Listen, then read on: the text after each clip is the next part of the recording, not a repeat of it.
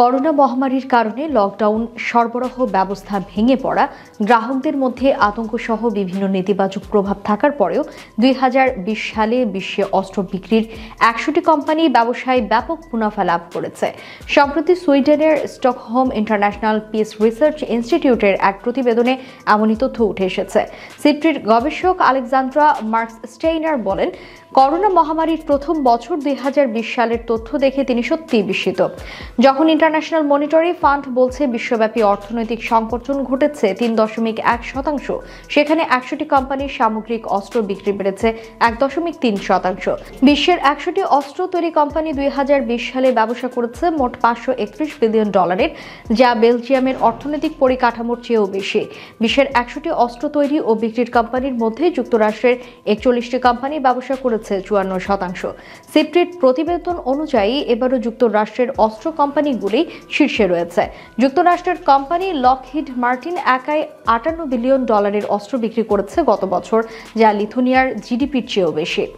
শুধু অস্ত্র বিক্রি নয়, বেড়েছে কার্যকর লবিংও। Bonn International Centre for Conflict স্ট্র্যাটেজির রাষ্ট্রবিজ্ঞানী মার্কাস বায়ার বলেন, অস্ত্র কোম্পানিগুলো ইচ্ছাকৃতভাবে প্রভাব বিস্তার করছে। তিনি মার্কিন এনজিও ওপেন সিক্রেটসের একটি প্রতিবেদনের উদ্ধৃতি দিয়ে তিনি বলেন, প্রতিরক্ষা কোম্পানিগুলো প্রতি বছর মিলিয়ন মিলিয়ন ডলার রাজনীতিকদের লবিংয়ের জন্য খরচ করে তাদের কোম্পানিতে অর্থায়ন করার জন্য। গত 2 দশকে প্রতিরক্ষা পলিসিকে প্রভাবিত করতে তাদের লবিস্ট ও দাতাদের বিস্তৃত নেটওয়ার্ক তৈরি করার জন্য প্রচারাভিযানের পেছনে $285 মিলিয়ন এবং লবিংয়ে $2.5 বিলিয়ন খরচ হয়।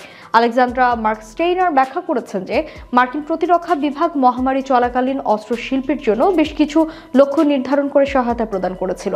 উদাহরণস্বরূপ, তারা নিশ্চিত করে যে প্রতিরক্ষা সংস্থাগুলোর কর্মীদের বেশিরভাগ ক্ষেত্রেই বাড়িতে থাকার আদেশ থেকে অব্যাহতি দেওয়া হয়েছে কিনা। অন্যদিকে কিছু আদেশ ছিল যেন কোম্পানিগুলো নির্ধারিত সময়সূচির আগে তহবিল স্থানান্তর করতে পারে। দক্ষিণ এশিয়াও বেড়েছে অস্ত্র ব্যবসা। পিস রিসার্চ ইনস্টিটিউট ফ্রাঙ্কফুর্টের বিশেষজ্ঞ সিমন বলেন, তিনি অবাক হয়েছেন যে বিশ্বের এই অঞ্চলটি গুরুত্বপূর্ণ হয়ে উঠছে। তিনি ভারতের প্রতি ইঙ্গিত দিয়ে বলেন, 100টির মধ্যে ভারতেরও 3টি কোম্পানি রয়েছে যাদের সামগ্রিক বিক্রি 1.2% বেড়েছে, যা দক্ষিণ কোরিয়ার সমান। সিট্রির এই তালিকায় চীনা 5টি কোম্পানিও রয়েছে। চীন সামরিক আধুনিকায়ন কর্মসূচি হাতে নেওয়ার ফলে তাদের অস্ত্র কোম্পানিগুলো লাভবান হচ্ছে। চীনা কোম্পানিগুলোর বিক্রি বেড়েছে 13%। তথ্য প্রযুক্তিকে এই অস্ত্র ব্যবসার কাজে লাগানো হচ্ছে আরও বেশি মুনাফা লাভের জন্য। সিমন বলেন, বেসামরিক এবং সামরিক প্রযুক্তি ক্রমশ অস্পষ্ট হয়ে উঠছে। তথ্য প্রযুক্তি এবং অস্ত্র প্রযুক্তি আর আলাদা নয়। তথ্য প্রযুক্তি কোম্পানিগুলিও অস্ত্র ব্যবসার প্রধান হিসেবে মুখ্য ভূমিকা পালন করছে। মার্কসস্টেইনার জোর দিয়ে বলেন, আপনি যদি অস্ত্র শিল্পের একটি পরিষ্কার চিত্র চান, আপনি কেবল লকহিড মার্টিনের মতো ঐতিহ্যবাহী খেলোয়াড়দের সম্পর্কে কথা বলতে পারবেন না। সম্প্রতি কয়েক বছরে গুগল, মাইক্রোসফট এবং ওরাকলের মতো কিছু সিলিকন ভ্যালি জায়ান্ট অস্ত্র ব্যবসায় তাদের সম্পৃক্ততা আরও গভীর করার চেষ্টা করেছে এবং লাভজনক চুক্তিতে উপনীত হয়েছে। মাইক্রোসফট ও যুক্তরাষ্ট্রের প্রতিরক্ষা বিভাগের $22 বিলিয়ন চুক্তির কথাও জানা যায় সম্প্রতি। এই চুক্তির আওতায় মার্কিন সেনাবাহিনীকে ইন্টিগ্রেটেড ভিজুয়াল অগমেন্টেশন সিস্টেম নামে এক ধরনের সুপার গ্লাস সরবরাহ করার জন্য কোম্পানিটিকে চুক্তিবদ্ধ করা হয়েছে, যা সৈন্যদের যুদ্ধক্ষেত্র সম্পর্কে বাস্তব সময়ের কৌশলগত তথ্য সরবরাহ করবে।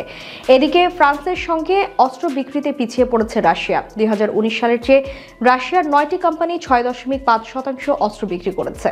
মার্কাস বায়ারের মতে 100টি দেশের তালিকায় 5% বিক্রি কমেছে রাশিয়ার, যেটি সরাসরি ভারত ও চীনের সঙ্গে সম্পৃক্ত, কারণ তারা নিজেরাই উৎপাদন করছে।